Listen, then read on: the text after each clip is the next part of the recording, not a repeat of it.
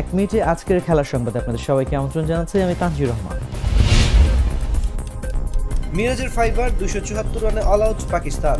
রাওয়ালপিন্ডিতে প্রথম টেস্টের প্রথম ইনিংসে পাকিস্তান ইনিংস ডিক্লেয়ার করেছিল।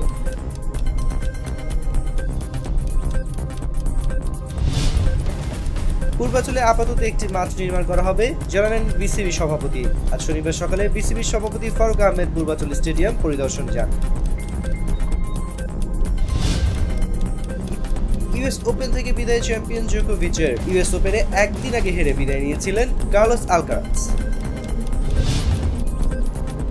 বাংলাদেশের বিপক্ষে সিরিজের আগে ভারতীয় দলের বড় দুঃসংবাদ, আগামী মাসেই ভারত সফরে যাবে বাংলাদেশ।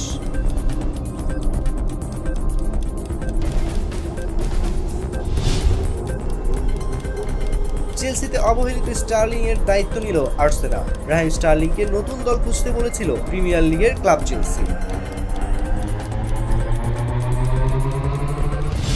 এখানেই শেষ করছি আজকের খেলার সংবাদ। এতক্ষণ সঙ্গে থাকার জন্য ধন্যবাদ সবাইকে।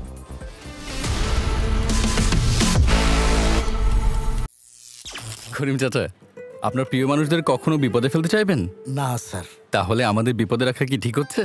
এজন্যই বিজলি কেবলস সবচেয়ে ভালো ও নিরাপদ। ফ্লেম রিটার্ডেন্ট পিভিসি দিয়ে তৈরি বিজলি কেবলস, নিরাপদ আজীবন।